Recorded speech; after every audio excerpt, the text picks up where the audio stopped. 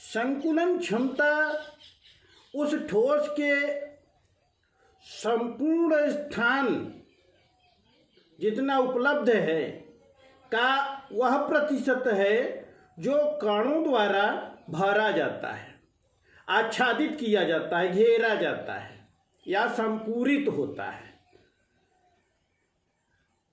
आइए हम विभिन्न प्रकार के संरचनाओं में संकुलन क्षमता का परिकलन करें।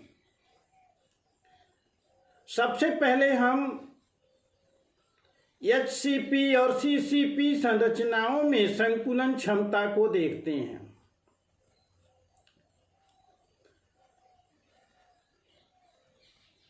दोनों प्रकार के निविड संकुलन, चाहे वो HCP हो या CCP हो, आपको बताया है क्यूबिक सेंटर्ड पैटर्न अर्थात घनीय संरचना, घन केंद्रित संरचना। तो इन संरचनाओं में एक यूनिट सेल होती है जिसके किनारे होते हैं, कोर होते हैं। हम कल्पना करते हैं इस तरह से ऐसे संरचना होगी। तो आइए निकालते हैं कि कितना प्रतिशत भाग परमाणु घेरते हैं, और जितना घेरते हैं वही उसकी संकुलन क्षमता होती है। ओके, देखें फिगर में, चूंकि 3D फिगर बनाने का प्रयास है तो ये आपको 90 डिग्री नहीं दिखता है, लेकिन संरचना वही है। ये 90 डिग्री, अर्थात ये अलग से देखें तो इस तरह से आपको समकोण त्रिभुज दिखेगा।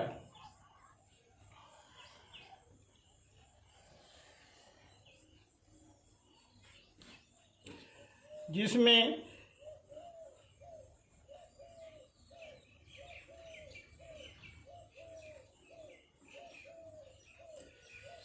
AC ये कर्ण होगा, ये AC कर्ण होगा। ये ऐसी संरचना हो गई, ABC ये कर्ण हुआ, ये कोर A है। तो कर्ण की माप हो जाएगी इस त्रिभुज ABC में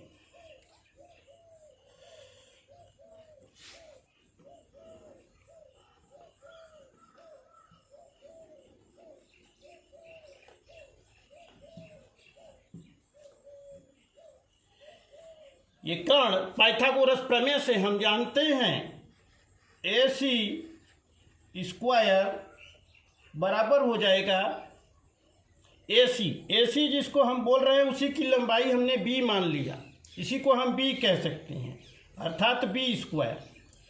तो B स्क्वायर बराबर हो जाएगा ये वर्ग धन ये वर्ग, BC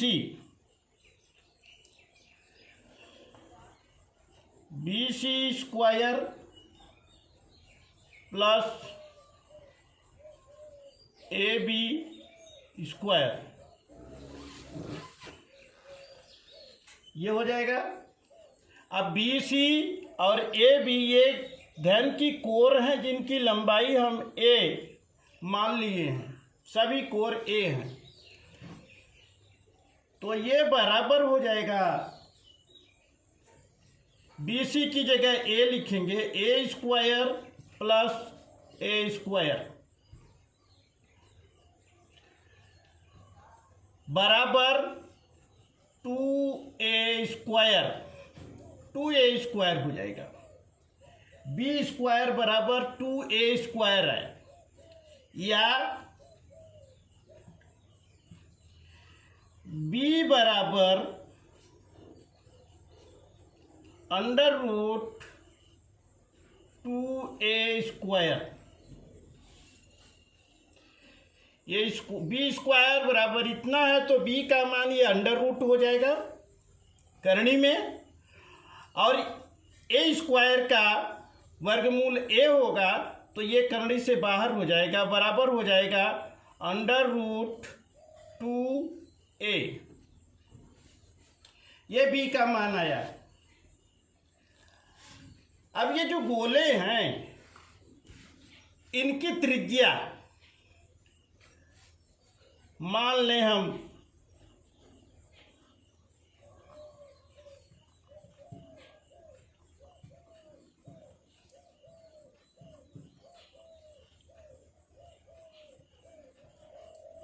गोलों की त्रिज्या, जिसे अर्धव्यास भी कहते हैं,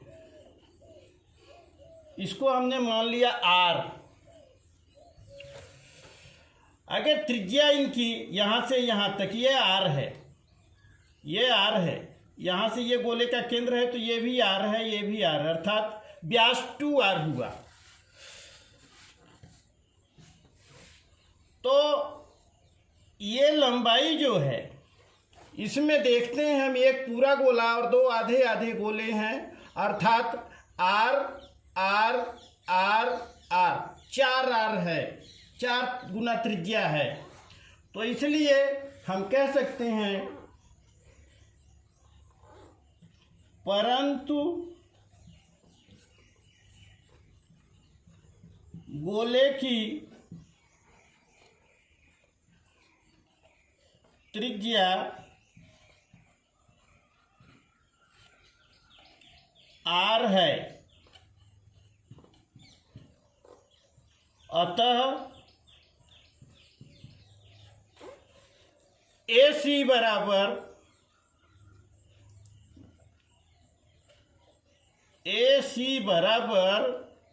ये AC बराबर B हम माने हैं, B बराबर हो जाएगी 4r।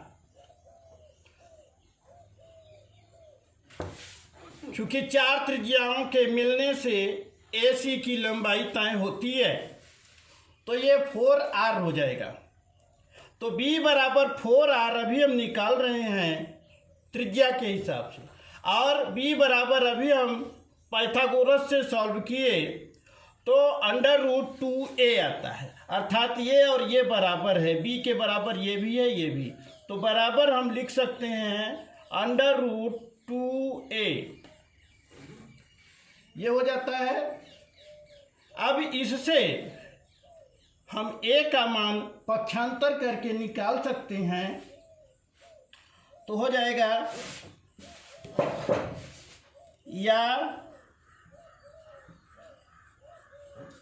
a बराबर ये √2 इधर आ जाएगा तो अपान हो जाएगा 4r अपान √2, पक्षांतर कर दिया 4r अपान √2। अब √2 से अगर आप अंश और हर में बराबर हम गुणा कर दें कोई फर्क नहीं पड़ता, ये गणितीय फार्मूला है, हल करने का तरीका है। तो √2 का गुणा करने से ये 2 हो जाएगा, बराबर हो जाएगा 4r √2 अपान 2। ये गुणा करने से √ हट गया। अब इसको हम काट देते हैं, तो बराबर आता है 2 √2 और ये r, ये है a बराबर 2 √2r, ये प्राप्त होता है। अब इससे r बराबर यदि निकालना हो तो ये पक्षांतर हो के इसका बटा हो जाएगा, a बराबर इतना है, तो या r बराबर हो जाएगा, ये इधर आके a का अपान हो जाएगा a बटा 2 √2। r का मान आया, यानी गोले की त्रिज्या a अपान 2√2 आ गई। इस चीज को समझ लें। आर का मान हमने निकाल लिया। अब सीसीपी संरचना में यानी घनीय केंद्रित निविड़ संकुलन जहाँ होता है उसमें हम जानते हैं, हम पहले बता चुके हैं आपको कि एक यूनिट सेल में, एक कोशिका में 4 गोले होते हैं।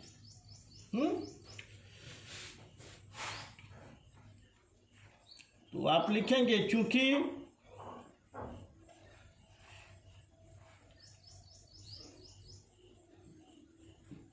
चार गोले होते हैं,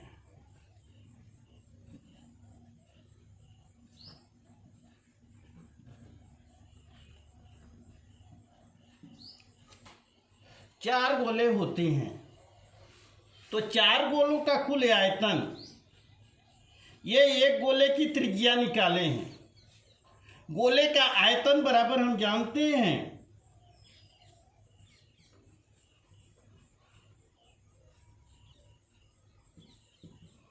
गोलों का आयतन होता है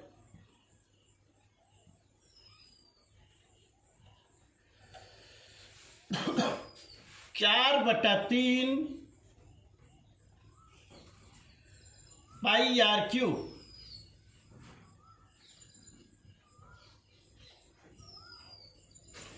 ये गोले का आयतन होता है।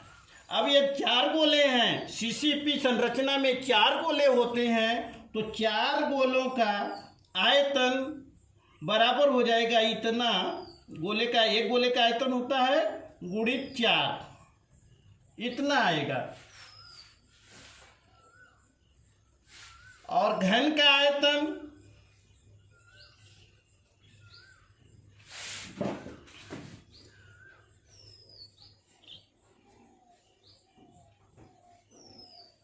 जिसमें ये गोले हैं उस पूरे घन का आयतन यदि हम निकालें तो घन का आयतन बराबर होता है कोर की लंबाई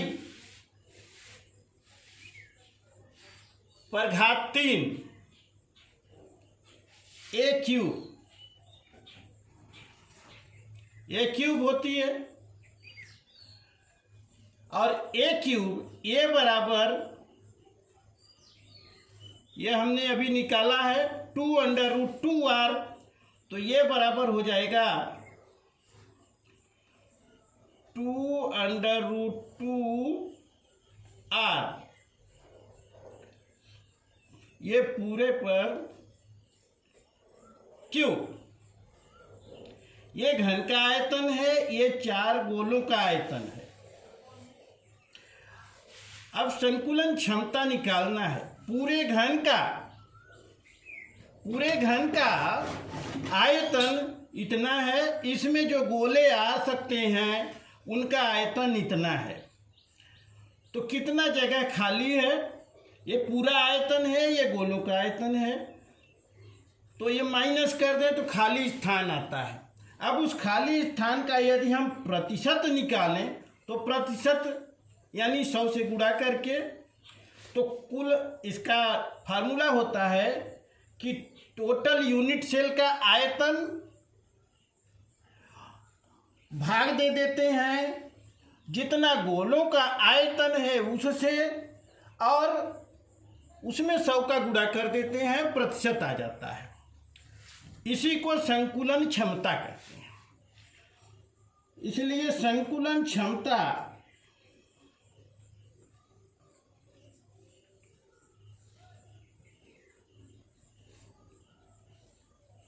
बराबर हो जाएगा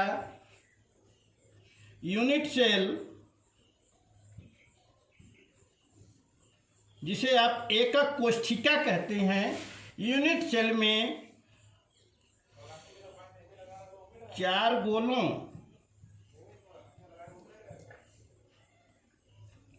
का आयतन बटा यूनिट सेल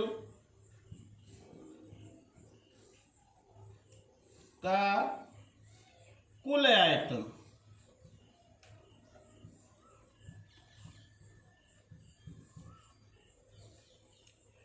यूनिट सेल का कुल आयतन हमने निकाला। ये घन का आयतन यानी यूनिट सेल का कुल आयतन है, यही घन है, यूनिट सेल है। और प्रतिशत निकालना है तो गुणित 100 हो जाता है। तो ये बराबर हो जाएगा, अब 4 गोलों का आयतन ये है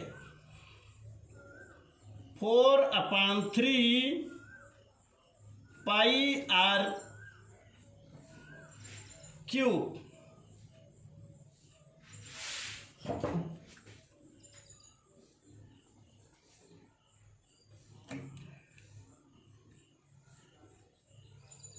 गुणित 4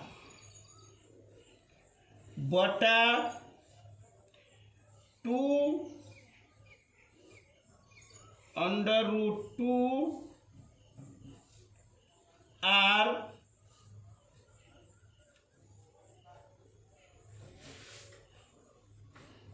क्यूब। ये इतना प्रतिशत आया। अब इसको सॉल्व करेंगे आप, आर क्यूब कट जाएगा,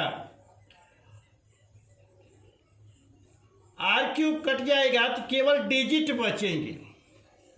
और डिजिट को सॉल्व करेंगे तो ये आपको 74 प्राप्त होता है।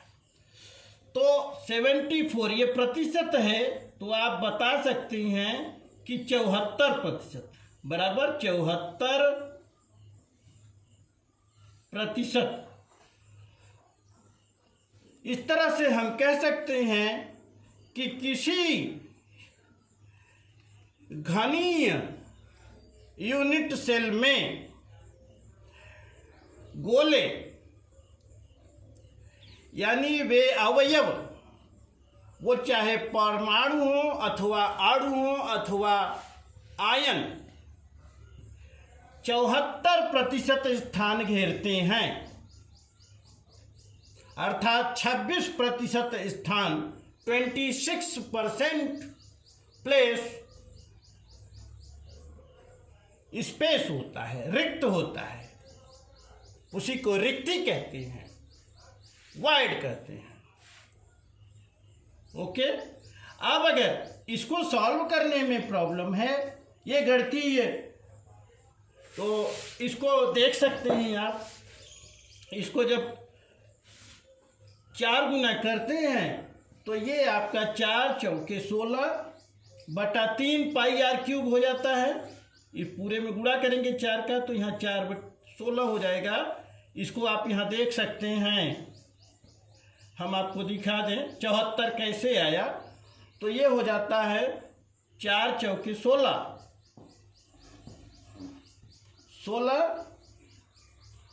बटा 3 पाई आर क्यूब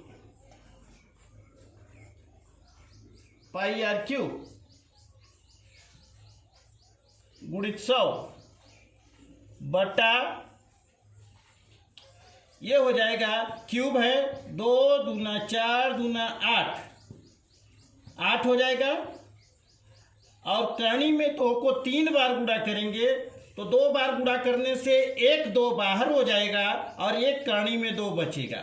तो ये हो जाएगा 2 दूना 4 दूना 8 और 1 2 इससे बाहर हुआ है, 8 दूना 16 करणी में 2 हो जाएगा 16 करणी में 2 आर